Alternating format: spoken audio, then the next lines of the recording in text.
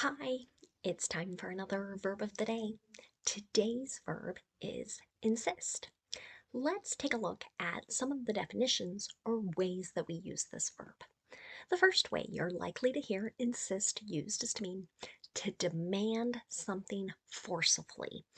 And you're doing it so forcefully that you are not accepting of someone refusing that. Right? So if you ask to borrow something and someone says, oh no, but you keep asking and say, I really need it, I really need it, that would connect to this particular definition. A second way you might hear insist used is to mean to maintain or put forward a statement in a very positive and assertive manner. So sometimes, as we catch public figures, maybe in a lie or doing something that seems a little questionable, they might put forward a statement and say, no, I did the right thing. I have always been honest and forthright with my constituents or the public. And so that kind of action is what we're describing here with the second definition. You should know that insist is a regular verb. To make the progressive tense, all we need to do is add ing to form insisting. The past tense and participle form of this verb are made by adding ed. The base verb with insist ends in a T sound. So our past tense and participle endings with that ed are going to make an id sound. So we're going to add an extra syllable to this word. Insisted, insisted. Now, I do have a couple slight variations on this meaning connected to a phrasal verb. And that phrasal verb is insist on. It's really common when you see this verb used to see the preposition on. And as you can tell from my notes, there are three different ways we could use insist on. One is to obstinately maintain a stand. So again, that idea of like, this is how I'm going to do something. I don't care what others think or other ways of doing it. This is the way. You could see that here in the example sentence. She insisted on getting up early to take the bus, even though I said I would give her a ride, right? So um, it may be faster, right, in many instances to take a car. And so someone offers and offers, and this person says, nope, this is my plan. This is what I'm going to do. A second way to use insist on is to mean to say or demonstrate that one believes that something is needed or important. Here's an example of that in a sentence. He insists on his kids eating breakfast every morning. Right? So, this father, likely, maybe, or could be someone else helping raise the children, is showing or demonstrating that he believes eating breakfast is very necessary and or very important. A third way you might hear insist on is to mean to persist or continue to do something even though it might be kind of annoying or bothersome, or it could just be kind of weird, odd. Okay, let's take a look at this. The 3-year-old child insisted on wearing mittens and rain boots on a sunny day in August, right? So here, the idea of wearing coverings over your hands during a really hot summer month, especially here in North America, and again, wearing shoes that are meant for really rainy days when it's very sunny out seems odd. But this 3-year-old child continued to do this despite maybe the parents, maybe siblings saying, like, hey, you don't need these things today. Nope, this is what I'm going to do. Now, let's continue practicing our verb of the day, insist. And today, let's talk about how we use it when we give advice. So, there are 3 different ways we can give advice to people. So, we are recommending that they do or don't do a particular action. The most common way you'll hear advice given is with the modal should. So when we're using that, you just Use should no matter what your subject is, and then the base verb. Okay, you can see that in my affirmative sentence here. The school should insist on high standards for students, right? So this might go back to that idea of demonstrating that it's necessary or important that students do well. Okay. Now, I mentioned we can give negative advice, so we're telling someone not to do a particular action. To do that, you can insert not after should and then have the base verb follow. You might hear some people use the contraction form, shouldn't. Okay, I have another example sentence. Schools shouldn't insist on payment before a child is able to eat lunch. Unfortunately, this happens sometimes in schools where children are penalized because their parents aren't able to pay for school lunches. And that seems like a really bad policy. I think kids need to eat, and that will help them be ready to learn.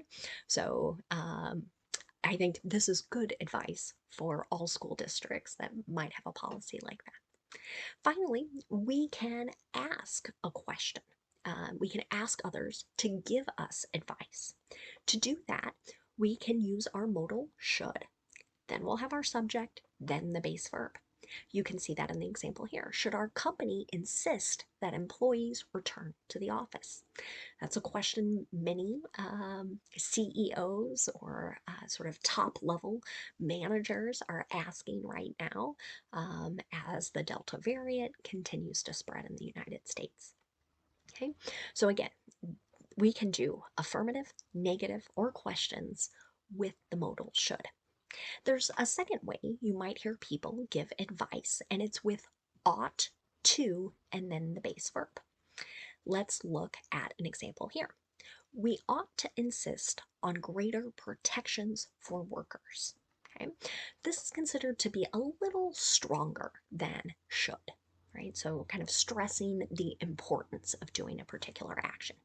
And I always like to point out to students, if you hear many people use this phrase, ought to, they many times will kind of combine it into a single word. And it sounds like my note on the screen here, oughta, oughta. We oughta insist. Okay. And right here, this might be for their safety, for their health, to make sure they're not catching COVID at work. Now you'll notice we do not use ought to in a negative, nor do we use it in a question. Okay, let's look at our third way of giving advice.